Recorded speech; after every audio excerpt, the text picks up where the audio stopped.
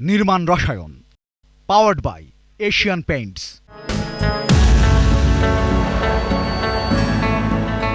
প্রিয় দর্শক, স্বাগত জানাচ্ছি নির্মাণ রসায়ন অনুষ্ঠানে পাওয়ার্ড বাই এশিয়ান পেইন্টস। স্থাপত্য নির্মাণ বিষয়ক আমাদের এই অনুষ্ঠানের আজকের পর্বে আমরা আলোচনা করব স্থাপনার পরিবেশগত দিক নিয়ে। একটি ভবনের তাপীয় স্বাচ্ছন্দ্য, প্রাকৃতিকভাবে শীতাতপ নিয়ন্ত্রণ এবং জলবায়ু সহনশীলতার নানাবিধ বিষয় অন্তর্ভুক্ত থাকবে এতে। আমাদের আজকের অনুষ্ঠানের অতিথি স্থপতি ডক্টর সজল চৌধুরী, শিক্ষক, স্থাপত্য বিভাগ, চট্টগ্রাম প্রকৌশল ও প্রযুক্তি বিশ্ববিদ্যালয়। স্যার, স্বাগত আপনাকে। অনেক ধন্যবাদ, আপনি আমাদের সময় দিয়েছেন। প্রথমে যে বিষয়টা জানতে চাই স্যার, যে একজন স্থপতি স্থাপত্য নির্মাণ করার ক্ষেত্রে বা পরিকল্পনা করার ক্ষেত্রে পরিবেশগত কোন কোন বিষয়ে কাজ করতে পারেন? ধন্যবাদ। আমরা ছোটবেলায় একটা ডেফিনেশন পড়েছিলাম, সংজ্ঞা, যে আমাদের চারপাশে যা কিছু আছে সেগুলোই কিন্তু পরিবেশ, অর্থাৎ আলো, বাতাস, জল সব কিছুই কিন্তু পরিবেশের এলিমেন্ট। তো একজন স্থপতি তার স্থাপত্য নকশায় এয়ার সার্কুলেশন কেমন হবে, ইনডোর টেম্পারেচার বা অভ্যন্তরীণ তাপমাত্রাটা কেমন হবে তার স্থাপনায়, হিউমিডিটি লেভেল কেমন থাকবে, কিংবা আমরা যে ম্যাটেরিয়ালগুলো ব্যবহার করছি সেখানে কোন ম্যাটেরিয়ালটা ব্যবহার করলে সেটি আমাদের হেলথের উপরে ইম্প্যাক্ট কম পড়বে, প্রত্যেকটা বিষয় নিয়েই কিন্তু কথা বলতে পারে বা তার নকশাতে সেটি রিফ্লেক্ট করতে পারেন। তবে কথা বলার অপেক্ষা রাখে না যে আমরা অনেক সময় সব কিছু মনে করি যে আমরা স্থপতিরা করে ফেলবো, কিন্তু আমাদের কিন্তু বিভিন্ন প্রফেশন আছে, যেমন ইঞ্জিনিয়ার, তারা কিন্তু ম্যাটেরিয়ালের গুণগত মান, বিশেষ করে ম্যাটেরিয়ালের যে থার্মাল প্রপার্টিস, আমরা যেটা বলি ইউ ভ্যালু এবং আর ভ্যালু, এই বিষয়গুলো নিয়ে কিন্তু কাজ করতে পারে। এখন স্থপতিরাও কাজ করছে এই বিষয়গুলো নিয়ে। ক্রস ভেন্টিলেশন যেটা আমরা বলি, ন্যাচারাল ভেন্টিলেশন, যে একটি স্থাপনায় কিভাবে ইনলেট হবে বাতাস এবং আউটলেট হবে, সেই বিষয়গুলো নিয়ে স্থপতিরা কাজ করছেন। কিন্তু কাজটি করতে হবে আমাদের পরিবেশকে নিয়ে, আমাদের কন্টেক্সচুয়াল সিচুয়েশনকে নিয়ে, যে জায়গাটাতে আমার মনে হয় একটি গ্যাপ আমরা সবসময় লক্ষ্য করি। এখনকার সময় আমরা দেখছি যে অত্যধিক গরমের কারণে আমাদের আবাসিক ভবনগুলোর ভেতরে বসবাস করা অসহনীয় হয়ে উঠছে, এবং বিশেষ করে ঢাকার মতো ঘনবসতিপূর্ণ এলাকায় তো বটেই।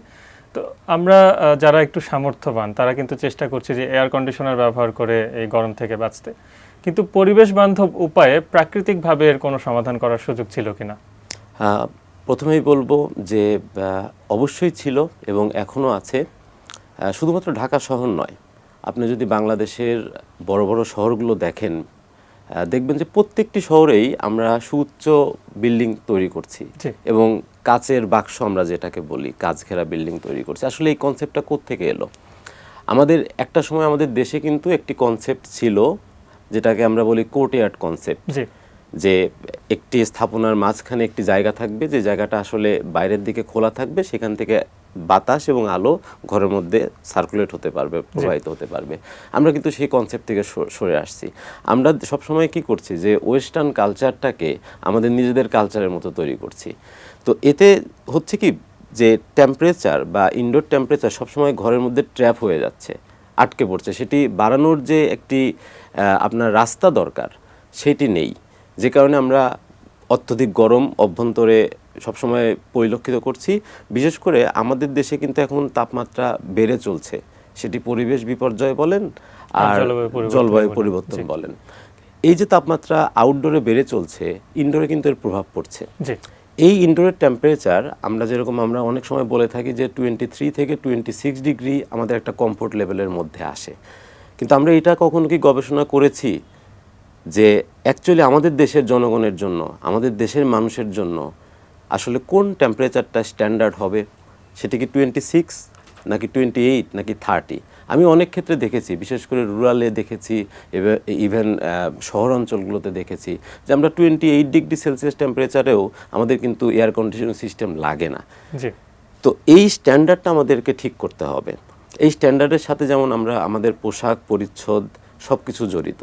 আমি সেদিকে না গিয়ে যদি আমি স্থাপনার ক্ষেত্রে আসি, বলবো যে ন্যাচারাল ভেন্টিলেশন, প্রাকৃতিক উপায়ে আলো বাতাস চলাচলের যে সহজগাম্যতা, সেই জিনিসটা কি আমরা আমাদের স্থাপনাগুলোতে করতে পারছি? আমরা পারছি না সব ক্ষেত্রে। এর একটা কারণ হতে পারে, দেখবেন শহর অঞ্চলে, আপনি যেহেতু শহরের কথা বললেন, যে একটি বিল্ডিংয়ের পাশে আরেকটি বিল্ডিং একেবারে গা ঘেঁষে তৈরি হয়েছে, বাতাস চলাচলের কোনো সিস্টেম ঠিকমতো হচ্ছে না। আমি যদি একটু বোর্ডে যেতে পারি, আমরা যখন কোনো আর্কিটেকচার বা একটা বিল্ডিং করি, ডিজাইন করি, তখন প্রথমে আমরা যে বিষয়টা দেখি হচ্ছে ওরিয়েন্টেশন। জি আমরা সবসময় উত্তর দক্ষিণে যেন বাতাসটা ঠিকমতো প্রবাহিত হয় সেই চিন্তাগুলো করি আর কি। কিন্তু সেক্ষেত্রেও কিন্তু আমরা অনেক ক্ষেত্রে এই জিনিসটা বুঝি না যে বাতাসটা উত্তর দক্ষিণে দিলেই কি ঠিকমতো প্রবাহিত হবে, কারণ সামনে তো আরেকটা বিল্ডিং থাকতে পারে। জি তো আমার বিল্ডিংয়ের শেপ বিভিন্ন রকম হতে পারে, রেক্ট্যাঙ্গুলার জি। হতে পারে, আমার বিল্ডিংয়ের শেপ এই ইউ শেপের হতে পারে, সেই শেপটা আবার এল শেপের হতে পারে, আবার আমরা অনেক ক্ষেত্রে সার্কুলার শেপ করি, জি বিভিন্ন রকম আমাদের বিল্ডিংয়ের শেপ হয়। এখন বাতাস যদি এই দিক থেকে যায়, এভাবে যদি বাতাস প্রবাহিত হয়, তাহলে একটা দিকে পজিটিভ প্রেশার ক্রিয়েট হয় আর একটা দিকে নেগেটিভ প্রেশার ক্রিয়েট জি। হয়। এই পজিটিভ এবং নেগেটিভ প্রেশারের কারণে দেখা যাচ্ছে যে বাতাস একটি ভবনের ভেতরে প্রবাহিত হয়। এই জিনিসগুলো যদি আমরা ঠিকমতো না বুঝি আমাদের নকশাতে, রাইট আমরা শুধুমাত্র উত্তর দক্ষিণ ওরিয়েন্টেড করলাম, তাহলেও কিন্তু অনেক সময় কাজ হবে না। কারণ আমি ফর এক্সাম্পল, আমার যদি একটি বিল্ডিং স্থাপনা এরকম হয়, আমি ধরে নিলাম যে নর্থ সাউথ এই দিকে, জি সামনে আরেকটি বিল্ডিং আছে, তাহলে আসলে বাতাসটা কিভাবে যাবে সেই বিষয়গুলো নিয়ে আমাদের চিন্তা করতে হবে। অর্থাৎ একটি স্থাপনা কোন অ্যাঙ্গেলে আপনার বসালে সবথেকে বেশি পরিবেশ থেকে সে সহায়তাটা নিতে পারবে, বিশেষ করে আলো বাতাসের, জি। সেই বিষয়গুলো নিয়ে আমাদের কাজ করতে হবে।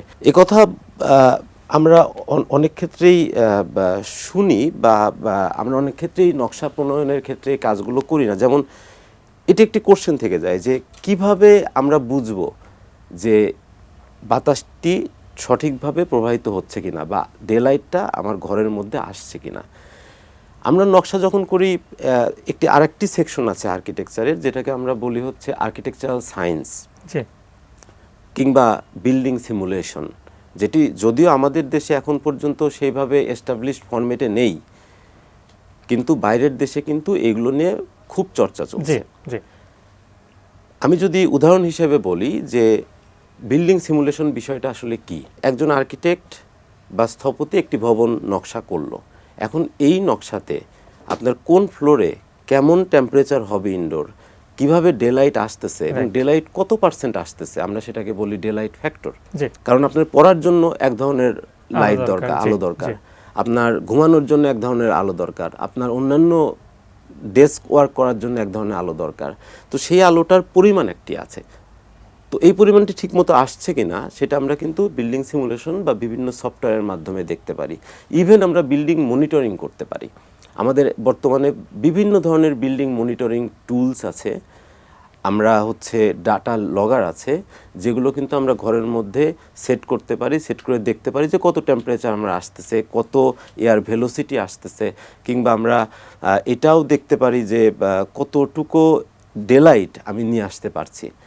শুধুমাত্র সেটা যে ডিজাইন হয়ে যাওয়ার পরে সেটা না, আমরা ডিজাইন যখন করছি ডিজাইন স্টেজে সেই সময়ও কিন্তু আমরা এই বিল্ডিং সিমুলেশনগুলো করতে পারি। জি যে বিষয়গুলোর গ্যাপ সবসময় পরিলক্ষিত হচ্ছে, স্থপতিরা ভবন নির্মাণ করছে, নকশা করছে, ইঞ্জিনিয়াররা কোন ম্যাটেরিয়াল হবে সেগুলো দেখছে, কিন্তু এই বিষয়টি দেখার জন্য প্র্যাকটিস সেটি আমাদের নাই। আর এগুলো যদি আমরা এনশিওর করতে পারি, আপনি যে প্রশ্নটি করেছিলেন, অবশ্যই আমরা একটা সময় হয়তো বা এয়ার কন্ডিশনিং সিস্টেমের উপরে আমাদের নির্ভরতা অনেকাংশে কমিয়ে ফেলতে পারবো।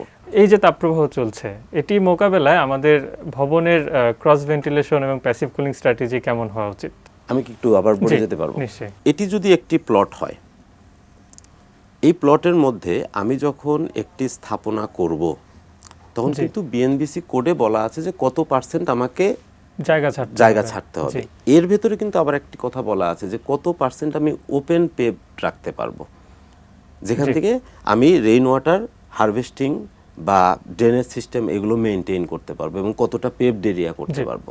আচ্ছা, এরপরে ভেন্টিলেশনের কথা বলা আছে সেই চ্যাপ্টারে যে আমাদের ভেন্টিলেশন এর ভিতরে তো অনেকগুলো রুম বা অ্যাপার্টমেন্ট হতে পারে, কিন্তু দুঃখের বিষয় এটি যে ভেন্টিলেশন রেটটি কেমন হবে বা এই স্ট্যান্ডার্ডটা কী হবে সেইটি আসলে আরও স্পেসিফিক করতে হবে আমাদের দেশের জন্য।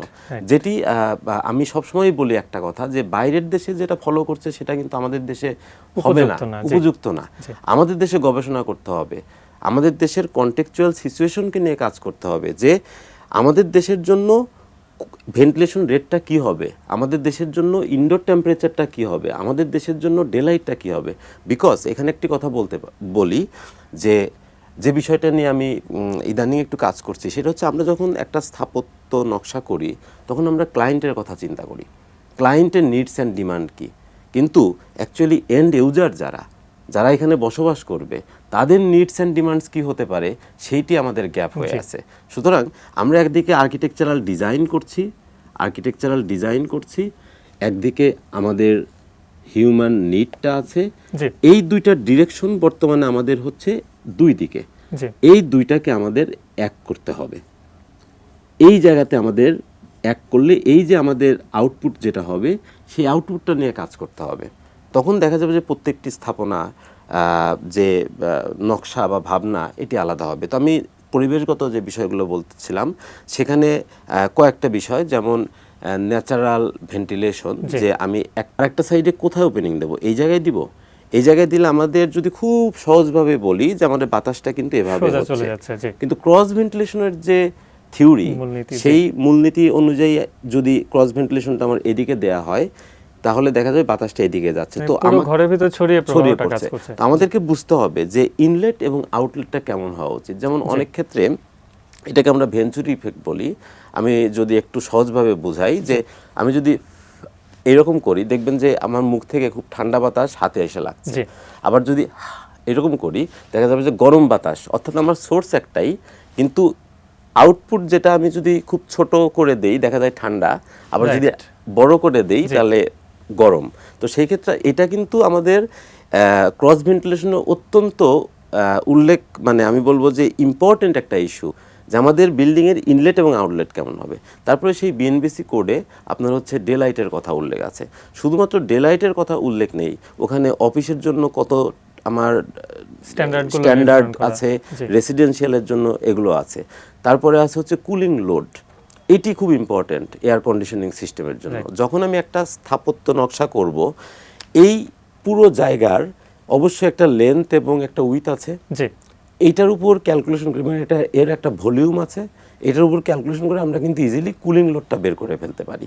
এবং কুলিং লোডের কত পার্সেন্ট আমরা ন্যাচারালি কাভার করতে পারছি সেটি যদি আমরা ডিজাইনে প্রপারলি দেখাতে পারি তাহলে কিন্তু আমাদের এক্সট্রা লোড যেটা এয়ার কন্ডিশনিং সিস্টেমের মাধ্যমে নিয়ে আসতে হবে সেই এনার্জি কনজামশনের রিডাকশনটা কিন্তু আমরা করতে পারি। তারপরে আপনার বিএনবিসি কোডে এইরকম দেখা যায় যে 17 থেকে 20টা পয়েন্ট তারা উল্লেখ করে দিয়েছে এই এনার্জি এফিশিয়েন্সি সাস্টেইনেবিলিটির।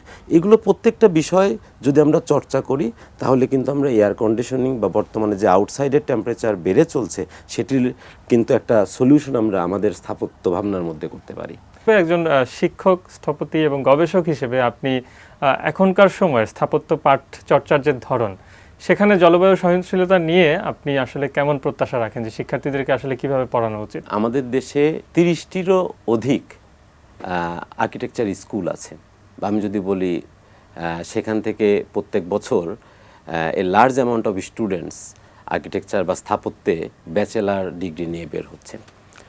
তো এখানে আমরা এনভায়রনমেন্টাল ইস্যুগুলো পড়াই, বিভিন্ন লেভেল, বিভিন্ন টার্মে বা বিভিন্ন ইয়ারে এনভায়রনমেন্টাল ইস্যুগুলো আমরা পড়াই। এবং কিছু কিছু স্থাপত্য স্কুল আবার বিল্ডিং সিমুলেশন বা যে এনার্জি আমরা যেগুলো নিয়ে কথা বললাম, যে একটি স্থাপত্যে বা নকশাতে কিভাবে এনার্জি রেট্রোফিটিং করতে পারি, এনার্জি কনজামশনটাকে রিডাকশন করতে পারি, আপনি সাউন্ড নিয়ে কথা বললেন, লাইট আলোক দূষণও একটা ব্যাপার হতে পারে। তো সেগুলো নিয়ে আমরা কাজ করছি কিন্তু খুব ব্রড স্কেলে না। আমার মনে হয় যে বাংলাদেশে বিশ্বের অন্যান্য দেশের সাথে তাল মিলিয়ে সময় এসেছে আর্কিটেকচারাল সায়েন্স, এই যে টপিকসটা আছে আর্কিটেকচারাল সায়েন্স অ্যান্ড টেকনোলজি, এই বিষয়টি নিয়ে কাজ করার। সেটি হতে পারে 4 বছর মেয়াদি আরেকটি ডিগ্রি, যেখান থেকে ডিগ্রি নিয়ে একজন নিজেকে প্রফেশনাল হিসেবে তৈরি করবে, যে আসলে এই যে স্থাপত্যে এনার্জি ইভ্যালুয়েশন, থার্মাল পারফরমেন্স বা এনভায়রনমেন্টাল পারফরমেন্স কিংবা রেটিং সিস্টেমটা কেমন হবে, সেই বিষয়গুলো নিয়ে কাজ করার। কারণ আমাদের এই প্রফেশনাল দরকার, নইলে আসলে আমরা কথা বলে যাব, এদিকে আমাদের চারপাশে সুউচ্চ অট্টালিকা তৈরি হবে যেগুলো আসলে কাজ ঘেরা, বাট এগুলো ইভ্যালুয়েট করার মতো কোনো প্রফেশনাল আমরা পাবো না। তো আমি একজন শিক্ষক হিসেবে মনে করি যে আমাদের স্থাপত্য শিক্ষার চর্চাটাকে আরেকটু ডাইমেনশনাল করা উচিত। সেক্ষেত্রে বাংলাদেশে বর্তমানে অনেকগুলো পাবলিক এবং প্রাইভেট বিশ্ববিদ্যালয়ে শুধুমাত্র স্থাপত্য ডিগ্রির পাশাপাশি আর্কিটেকচারাল সায়েন্স অ্যান্ড টেকনোলজি এই শিক্ষার যদি ব্যবস্থা করা হয়, এটি বাংলাদেশের জন্য অত্যন্ত একটি গুরুত্বপূর্ণ পদক্ষেপ হবে বলে আমি আশা করি। অনেক ধন্যবাদ স্যার। আমাদের মতো দেশের জন্য, আমাদের জলবায়ুর জন্য সামগ্রিকভাবে আমাদের স্থাপত্য কেমন হওয়া উচিত, এর ধারণা কেমন হওয়া উচিত এবং করণীয় কি, ভবিষ্যতে আমরা কি কি করতে পারি, সে ব্যাপারে অনেকগুলো বিষয় আপনি উপস্থাপন করেছেন। নিশ্চয়ই যারা শুনছিলেন তারা উপকৃত হবেন। প্রিয় দর্শক, এই ছিল আমাদের আজকের মূল আলোচনা। নিচ্ছি ছোট্ট একটা বিরতি, সঙ্গে থাকুন। এবারে থাকছে এক্সপার্ট টাইম।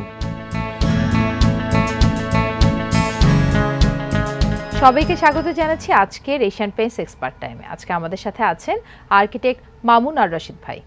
কেমন আছেন ভাইয়া? জি আলহামদুলিল্লাহ। ভাইয়া, আপনার কত বছরের এক্সপিরিয়েন্স এবং এর সাথে আরও জানতে চাইবো যে আপনি কোন ধরনের কাজ করতে সবচেয়ে বেশি স্বাচ্ছন্দ্য বোধ করেন? প্রফেশনাল এক্সপিরিয়েন্স ধরেন পাশ করার পর থেকে ইটস 23 ইয়ার্স, অ্যান্ড আমি একটু সেক্টরটা যদি বলেন সেটা হচ্ছে আমি একটু কর্পোরেট ইন্টেরিয়র করি, শুধু মাল্টিন্যাশনাল কোম্পানিজ অ্যান্ড কিছু রিটেল শপসে কাজ করি। সো আমি জানতে চাই আপনি যদি একটু ছোট করে বলেন কোন কোন ব্যাপারগুলো আসলে মাথায় রেখে ডিজাইনগুলো করেন। আচ্ছা, ডিজাইন দেখেন, এক একটা কোম্পানির মোটো এক এক রকম, এক একটা কোম্পানির প্রোডাক্ট এক এক রকম। সো প্রত্যেকটা কোম্পানির ডিফারেন্ট আসপেক্ট থাকে। সো আপনি ধরেন একটা রিটেইল শপের সাথে একটা ধরেন মনে করেন যারা ইঞ্জিন বানাচ্ছে তাদের অফিসের কিন্তু মিলবে না। সো ওর যে প্রোডাক্ট লাইন সেইটা যাতে আপনাকে রিপ্রেজেন্ট করে। সো প্রথমভাবে কি হয়, আপনি ধরেন সাপোজ আপনি এক ক্লায়েন্ট, ঠিক আছে, আপনি কি করবেন, আপনার প্রোডাক্ট লাইনটা আমাকে ডিসক্রাইব করতে হয়। সো প্রোডাক্ট লাইন ডিসক্রাইব করার পরে আমরা তখন বুঝি যে আসলে এই অফিসটাতে যখন কেউ আসবে বা এখানে যারা হতেছে অফিসের কলিগস, দে জাস্ট ফিল যে yes we are selling this. So it's a background যে ওকে একটা ইনহেরিট একটা থিম দেওয়া, যে এই এনভায়রনমেন্টের সে আসে, এতে কি হয় ওর প্রোডাক্টিভিটি বাড়ে। আমার আরেকটা কোশ্চেন থাকে, সেটা হচ্ছে বিভিন্ন প্রজেক্ট করতে গেলে বিভিন্ন শেডের দরকার পড়ে। Customer shade is one of the thing, আপনার যেটা রিকোয়ারমেন্ট হয়। সো এই শেডগুলো আপনি আসলে মার্কেটে এখন কিভাবে কালেক্ট করেন বা কাজ করছেন কিভাবে? আচ্ছা, এইটা একটা খুবই ইন্টারেস্টিং ব্যাপার, যেটা হচ্ছে কালার প্যালেট। ধরেন আমরা যখন একটা মুড বোর্ড বানাই, ঠিক আছে, ধরেন এখানে কি থাকছে, একটা ফ্যাব্রিক থাকছে, একটা টাইলস থাকছে, একটা প্যানেলিংয়ের বোর্ড থাকছে, সিলিংয়ের বোর্ড থাকছে, দেন হতেছে ফার্নিচারের টেবিল টপ থাকছে। So it should be a colour palette. So এইটা কি হবে, ইট শুড বি হারমোনাইজ বা ইট শুড বি কন্ট্রাস্ট। যখন একটা প্রজেক্ট করি, তো ধরেন মনে করেন আমি তো একটা 3D ভিউ দিচ্ছি, কিন্তু 3D ভিউ দেওয়ার পরে ওটা তো আসলে একটা ভিজুয়ালাইজেশন, আর ওটা হতেছে কি আপনার প্র্যাকটিক্যাল। একটা আপনি ভিজুয়াল করতেছেন, একটা টাচ করছেন। সো এইখানে কি হয়, আপনাকে ধরেন কিছু যারা মানে রং সাপ্লায়ার বা যারা মানে এশিয়ান পেইন্টস বা অন্যান্য যারা আছেন, এদের কাছ থেকে আমরা ধরেন হচ্ছে আপনার একটা মুড বোর্ড বানিয়ে নেই। ওইখানে আপনার হোপ ইউ আর ওয়েল এরকম একটা ছিল, কালারের একটা ট্রেন্ড ছিল, ঠিক আছে। ওখান থেকে ধরেন আমরা কিছু কালার চুজ করতে পেরেছি। সো হয় কি, যখন ধরেন আমরা কি করছি, একটা ইমাজিন করছি, বাট যখন কোনো একটা কোম্পানি আমাদেরকে এই জিনিসটা ফিজিক্যালি মানে সাপ্লাই দেয়, তখন হতে হয় কি, ইমাজিনেশনের সাথে প্র্যাকটিক্যাল জিনিস, এই জিনিসটা মিলাইতে খুব সুবিধা হয়। এবং আমরা তো আসলে প্রত্যেকটা প্রজেক্টেই বলবো যেটা নর্মাল কালার যেটা, হ্যাঁ, সেটা লাগে না। কিন্তু যখনই আপনার হিউ ডিফারেন্সের কোশ্চেন চলে আসছে, হ্যাঁ, তখন আপনার এই জিনিসটা আসলে স্যাম্পলটা খুব জরুরি হয়ে পড়ে। আমরা এতক্ষণ ধরে কথা বললাম আসলে কালার বা কালার প্যালেট নিয়ে বা কিভাবে আমাদের এই ট্রেন্ডগুলো আপনাদেরকে হেল্প করছে। তারপর আমি জানতে চাইবো, ছোট যদি একটা কথাই যদি বলতে বলি যে এই যে একটা রিসার্চ কালার নেক্সট, এই রিসার্চটা অ্যাকচুয়ালি আপনার কি মনে হয় যে আসলে কতটুকু পরিমাণে হেল্প করছে, বা এটা আসলে আপনাদেরকে নতুন ট্রেন্ডগুলো জানতে এবং গ্লোবালি কি চলছে এখন সেটা গেজ করতে কি হেল্প করছে কিনা? আমাদের এই যে যারা ইন্টেরিয়র ফিল্ডের সাথে বা মনে করেন আর্কিটেক্ট আছে, হ্যাঁ, এদের জন্য আসলে সিরিয়াস হেল্প। এবং এটা হবে কি জানেন, এই যে R&Dটা চলছে এবং এতে কি হবে, ডে বাই ডে আমাদের ইমাজিনেশন পাওয়ারটা বাড়বে। আরেকটা ব্যাপার জানতে চাই, আমরা তো বললাম আসলে ট্রেন্ড নিয়ে, কালার নিয়ে অনেক কিছু নিয়ে, বাট ফিনিশের কথা যদি বলি, সেই ক্ষেত্রে অ্যাকচুয়ালি আপনি কোন ধরনের প্রোডাক্টগুলোকে সাধারণত ইউজ করে থাকেন বা প্রায়োরিটি দেন কোন ধরনের ব্যাপারগুলো প্রোডাক্টগুলো সিলেক্ট করার ক্ষেত্রে? যেহেতু অফিস, হ্যাঁ, আমরা যেহেতু খুব বেশি অফিস নিয়ে কাজ করি, আপনার ইউজুয়ালি খুব ম্যাট ফিনিশ চলে, হ্যাঁ, আমাদের এখানে খুবই ম্যাট ফিনিশ চলে। বাট ম্যাট ফিনিশের সাথে আমাদের খুবই যেটা নেসেসিটি, আমি প্রত্যেক জায়গায় ইট শুড বি ওয়াশেবল। আপনার রিসেন্ট আমার কিছু প্রজেক্ট শেষ হয়েছে, যেই প্রজেক্টগুলোতে আমি আপনার স্মার্ট ক্লিন ইউজ করেছিলাম, আর রয়্যাল শাইন, আমার মনে হয় ইউজ করেছি because of easy maintenance and durability. Okay, তার মানে হচ্ছে ডিউরেবিলিটি ইম্পর্ট্যান্ট একটা ব্যাপার, অ্যাজ ওয়েল অ্যাজ আপনি যেটা বললেন যে আমি যদি সামারি করে বলি ম্যাট ফিনিশের একটা ব্যাপার থাকে, এবং আরেকটা ব্যাপার হচ্ছে ক্লিন ওয়াশেবিলিটি, আসলে যত বেশি করা যাবে সেটা বেশি important. Okay, thank you Mamun ভাই, আপনি আপনার এই অসম্ভব ব্যস্ত সময়ের মধ্যে থেকে আজকে আমাদেরকে সময় দিলেন এবং আমাদেরকে খুব ক্লিয়ারলি বোঝালেন আসলে ইন্টেরিয়র ডিজাইন করার ক্ষেত্রে আমরা কোন কোন ব্যাপারকে আসলে মাথায় রাখতে পারি। জি, আপনাকেও ধন্যবাদ, এটিএন নিউজকেও ধন্যবাদ, হ্যাঁ, আজকে সুন্দর একটা প্রোগ্রাম অ্যারেঞ্জ করার জন্য। দর্শক, আজকে আসলে আমরা কথা বললাম আর্কিটেক্ট মামুন আর রশিদের সাথে, যেখানে উনি আমাদেরকে হেল্প করেছেন যে আমরা ইন্টেরিয়র ডিজাইনটা যখন করতে যাব, সেটা যদি অফিস হয়, সেটা যদি বাসাবাড়ি হয়, কোন কোন ব্যাপারগুলো আমরা মাথায় রাখতে পারি, এবং এর সাথে ক্লিনলিনেসের জন্য বা আমরা যদি বলি আসলে ম্যাট ফিনিশের জন্য কোন প্রোডাক্টগুলো হেল্প করতে পারে। আশা রাখি এই ডিসিশন বা এই ডিসকাশন আপনাদেরকে হেল্প করবে টু মেক ইউর ডিসিশন। আবার দেখা হবে এই প্রত্যাশায় আজকে রাখছি। এই ছিল আমাদের আজকের অনুষ্ঠান। আপনার যদি কোনো প্রশ্ন, মতামত বা পরামর্শ থেকে থাকে জানাতে পারেন ইমেলের মাধ্যমে। ভালো থাকুন, সুস্থ থাকুন, এটিএন নিউজের সঙ্গে থাকুন। শুভরাত্রি।